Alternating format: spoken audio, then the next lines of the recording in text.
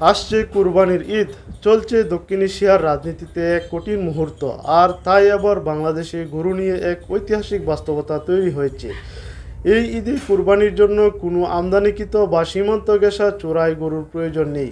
সরকারের প্রাণী সম্পদ অধিদপ্তরের হিসাব অনুযায়ী এবছর কুরবানির পশুর চাহিদা দাঁড়াবে 1,25,00,000-এ। এই গবাদি পশুগুলো সরবরাহ করা হবে দেশীয় উৎস থেকে, অর্থাৎ আমদানি শূন্য এবং সীমান্ত ঘেঁষা নির্ভরতা শূন্য, যে কারণে ভারতীয় অর্থনীতি, বিশেষ করে পশুভিত্তিক কৃষিখাতে কাজ রয়েছে চরম সংকটে। গঙ্গা, রাজশাহী, সিরাজগঞ্জ, কুষ্টিয়া থেকে শুরু করে দেশের অন্তত 30টি জেলায় তৈরি হয়েছে খামারভিত্তিক গরু উৎপাদন কেন্দ্র।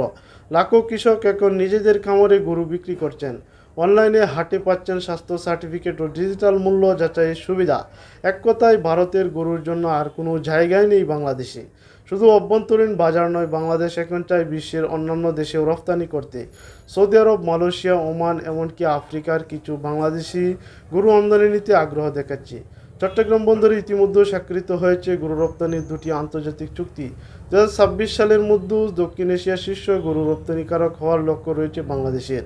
এদিকে ভারতীয় রাজ্যগুলিতে দেখা যাচ্ছে অর্থনৈতিক চরম বিপর্যয়। পশ্চিমবঙ্গ, বিহার, ঝাড়খণ্ড ও আসামে 30 লাখেরও বেশি গরু অবিকৃত অবস্থায় পড়ে আছে। 2014 সালে ক্রাউন প্রোটেকশন নীতির আওতায় গো হত্যা নিষিদ্ধ করে মোদী সরকার। আর 2025 সালে এসে বাংলাদেশে পুরোপুরি আমদানি বন্ধ করে দিলে সেই গরুগুলো হয়ে ওঠে এক বোঝা।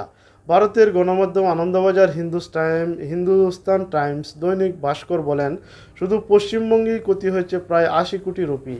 আর দিনে দিনে পরিস্থিতি আরও ভয়াবহ হচ্ছে। বিশ্লেষকরা বলছেন, এটি শুধু একটি অর্থনৈতিক সংকট নয়, এটি দক্ষিণ এশিয়ার ভারতের প্রভাব পতনের একটি প্রতীক।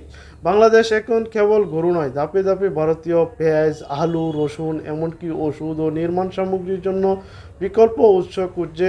ভারতের জন্য এটি একটি কূটনৈতিক ও বাণিজ্যিকভাবে একটা বিশাল ধাক্কা। জাতিসংঘের ফাও থেকে শুরু করে আন্তর্জাতিক পশু স্বাস্থ্য সংস্থাগুলো বলছে, বাংলাদেশ যদি এই গতি ধরে রাখে, গবাদি পশু উৎপাদন খাতে $500 মিলিয়ন আয় করতে পারবে। ইতিমধ্যে চীন, মালয়েশিয়া, ওমানের মধ্যে হালাল মাংস প্রক্রিয়াকরণ চুক্তির কথাবার্তা চলছে। বাংলাদেশের দিকে দিয়ে শুধু একটি কামড় নয়, গোটা অর্থনীতি পরিবর্তন করে দিতে পারে পরিকল্পনা এবং ডিজিটাল উৎপাদন ব্যবস্থাপনায়। এ কারণে ভারতের সামনে এখন 2টি পথ খোলা আছে, হয় সমঝোতা, না হয় পরাজয় মেনে নেওয়া। এবার বাণিজ্য উপদেষ্টা গরুর চামড়ার দাম প্রায় 6 গুণ করে দিয়েছেন।